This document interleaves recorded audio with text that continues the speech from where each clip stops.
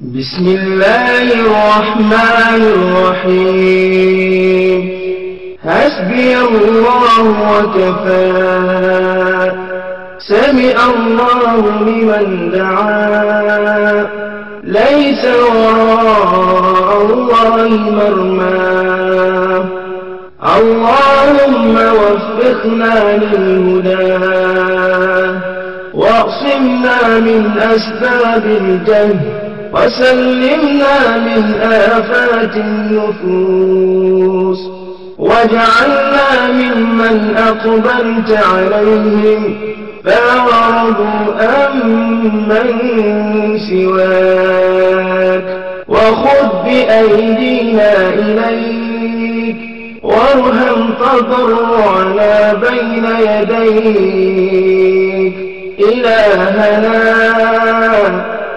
قومنا إذا وجدنا وأئنا إذا استقمنا وقل لنا ولا تكن علينا وأهلنا في الدنيا مؤمنين الطائعين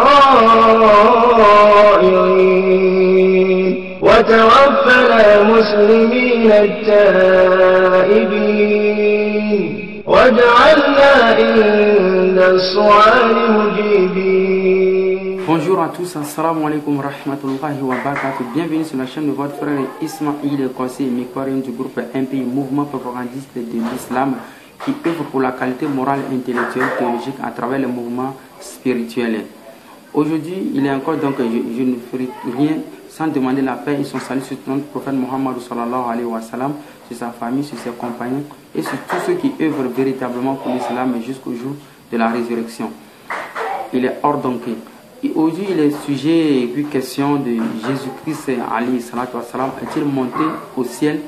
Donc nous allons essayer d'aborder cela un peu de façon superficielle et tout d'abord, et qui est comme un début à ce sujet.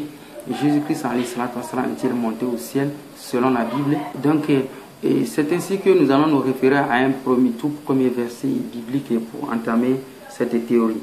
Il est ici dans Jean 3, verset 13, qui nous dit: personne n'est monté au ciel, sinon l'homme qui en est. Personne n'est monté au ciel, sinon celui qui est descendu du ciel, le Fils de l'homme qui est dans le ciel. Donc, le verset commence d'abord par: personne n'est monté au ciel, ni personne n'est descendu. Donc, vous comprenez, si ce n'est le Fils de l'homme. Donc, ici, il est question de bien comprendre que non, dans l'explication directe du verset sans ambigu, il est clair que non, bien avant Jésus-Christ, personne n'est monté au ciel et personne n'est descendu du ciel, si ce n'est Jésus seul.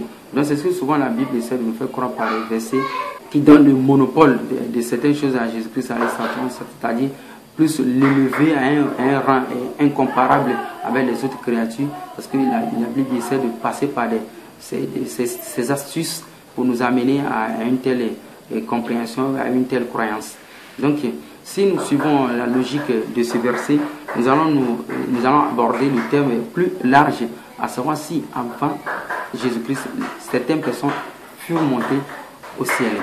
Mais si l'on trouve dans la Bible, évidemment, vous allez trouver qu'Élie est monté au ciel selon la Bible, Enoch est monté au ciel selon la Bible, repris encore par Paul. Donc, déjà, ça fait une contradiction manifeste entre les écrits passés et puis cet écrit des gens. C'est une affirmation gratuite, sans fondement des gens. Donc, c'est ce qui va suivre maintenant que le sujet est disloqué en trois épisodes.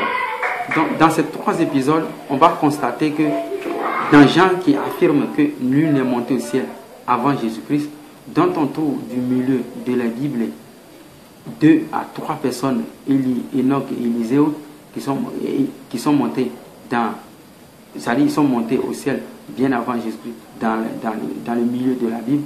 Donc si on trouve maintenant à partir du Proverbe maintenant, c'est-à-dire à partir à partir de la Genèse jusqu'à Proverbe, est-ce que nous allons trouver encore d'autres contradictions qui sont comment dirais-je, je ne sais pas si réprouvés par ces derniers qui sont en affirmation ou bien en infirmation de ce que pouvait confirmer ici Jean. Donc, si on trouve dans Proverbe 30 plutôt, verset 4, nous allons lire là-bas et vous allez tous méditer là-dessus. Dans Proverbe 30, verset 4, il est dit: qui est monté au ciel et qui en est descendu? Qui a recueilli le vent dans ses poings? Qui a serré les eaux dans un vêtement? Qui a établi toutes les extrémités de la terre? Quel est son nom? Et quel est le nom de son fils? Vous comprenez, non? Donc, si l'on suit la logique de Salomon ici proprement dit, si on suit sa logique, il nous pose la question, à savoir des choses impossibles. Vous comprenez? Des choses impossibles à l'être humain. Très impossibles. C'est pas une question, c'est même parabole, c'est pas, il faut le comprendre spirituellement, comme le disent les frères, mais ici, c'est bien établi.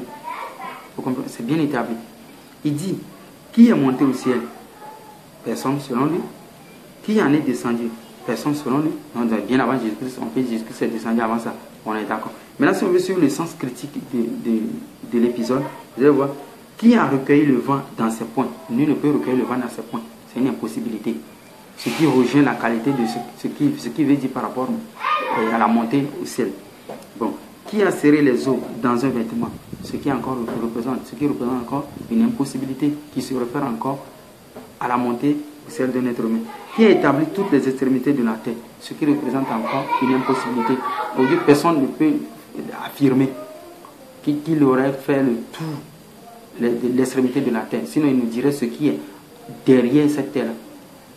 C'est facile de nous dire que non, bon, la surface de la terre, c'est tant. Derrière cette surface-là, il y a quoi? Donc, si vous arrivez à nous décrire ce qui est derrière, après cette limite, l'extrémité de la terre, ce qui est derrière ça, c'est que vous avez fait le tour de la terre, ce qui est impossible. Vous comprenez, non? Là, il nous dit encore, quel est son nom et quel est le nom de son fils. Vous comprenez? C'est une histoire, vous allez, c'est une sagesse que nous apprend Salomon à savoir que non, ces 4 choses-là sont impossibles à un être humain. Monter au ciel, c'est impossible. Vous comprenez? Bon, si on revient maintenant dans l'histoire d'Enoch et puis Eliot, on trouve maintenant que non, ce n'est nullement une montée. On nous dit que non, Enoch était là et puis Dieu le prit vivant. On trouve que non, Élie était là et puis Élisée ne le voyait plus. Donc il est parti dans un tourbillon. Donc, il a disparu. Donc il a disparu. Vous comprenez? Donc, monter au ciel de la sorte, et monter au ciel, c'est une impossibilité. C'est une impossibilité, tel que le raconte Salomon ici. Bon, on trouve maintenant que dans cette ingéniosité des gens à pouvoir donner ce monopole de la montée au ciel à Jésus-Christ, alayhi salatu wa salam, on trouve que non, il a raté totalement la connaissance. Ces gens-là, il a raté totalement la connaissance. Donc, d'autres chrétiens pensent que peut-être que non, Jésus-Christ, il était là, il est monté au ciel. Non, ça c'est un autre numéro encore que vous allez suivre sur notre chaîne, à savoir que Jésus-Christ n'est jamais monté au ciel, ni même descendu du ciel. Il est né, il n'est pas descendu du ciel. Donc, il n'est pas monté au ciel. Donc, on peut trouver, bon, certains frères peuvent dire que, mais pourquoi est-ce qu'en islam on dit Jésus est monté au ciel? Le terme c'est comme ça. Vous comprenez? Donc, si on prend le Coran, on établit toute forme de vérité. Mais ça ici dans un contexte biblique où j'épargne la tradition coranique ou le vrai récit coranique. Donc ici dans un contexte biblique où eux-mêmes se contredisent eux-mêmes. Vous comprenez, non? Donc c'est pour dire que non, si la Bible nous raconte que Jésus est monté au ciel, il a dit ceci aux apôtres, il a dit aller prêcher dans toutes les nations, il a fait comme ça, c'est archi faux. Il va falloir qu'il ressuscite d'abord. Or, il n'est pas ressuscité. Il va falloir qu'il meure. Or, il n'est pas mort selon la Bible. Il n'est pas mort encore selon la Bible. Il n'est pas mort encore selon le Coran. Vous comprenez? Donc là, on approuve le Coran. Quand le Coran approuve qu'il n'est pas mort, c'est juste. Mais quand la Bible dit qu'il est mort, ressuscité 3 jours, la Bible ment. Donc quand la Bible nous dit maintenant qu'il est monté au ciel, voilà les contradictions qui sont manifestes entre ces 3 évangélistes, on peut le dire. Allez, ce que dit Salomon, nous on croit fermement à ça. Ce que disent les gens à propos de Élie et Enoch, c'est archi faux. Oui. Parce que le Coran nous dit Kullu nafsin za'iqatul maut. Donc c'est ce qu'il faut comprendre. Les études comparées, il faut toujours suivre la hiérarchie coranique. Dieu nous dit Kullu nafsin za'iqatul maut, que toute âme goûtera la mort. Peut-être Paul qui m'a peut-être encore plus loin dans 1 Thessaloniciens 4, je ne sais pas, verset 16, où il dit que non, Jésus-Christ viendra et puis les vivants vont s'élever avec lui au ciel. C'est faux. Tout nafsin za'iqatul maut, c'est ce que nous dit le Coran. Toute âme goûtera la mort. Donc, Élie devait goûter à la mort avant de pouvoir disparaître.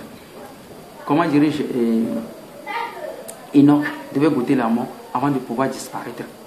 Vous comprenez? Donc, il n'y a pas un humain qui est là, il est né, et puis du coup, il vit jusqu'à un moment donné, et puis il est élevé au ciel vivant. Non. Quand Dieu dit Kullu nafsin,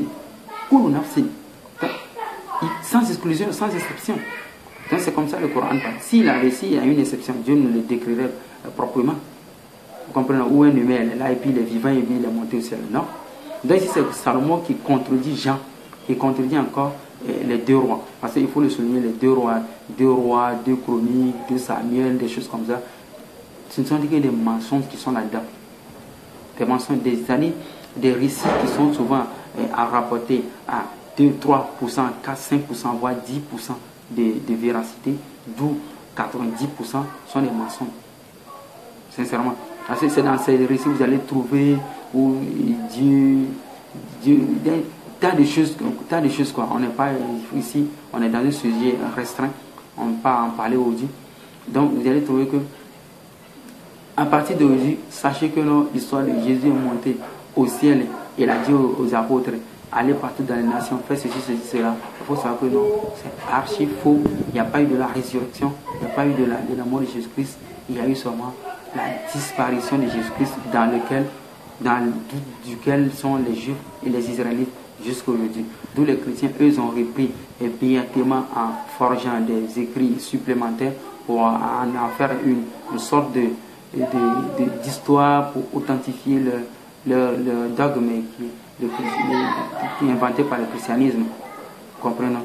Donc, sachez que non, Jésus-Christ n'est jamais monté au ciel tel que le décrit la Bible, tel que le dément encore la Bible.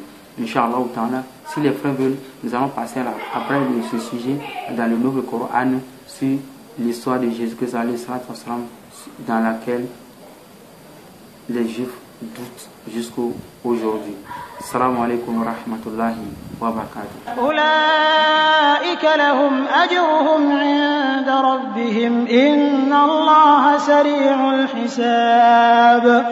يا أيها الذين آمنوا اصبروا وصابروا ورابطوا واتقوا الله لعلكم تفلحون.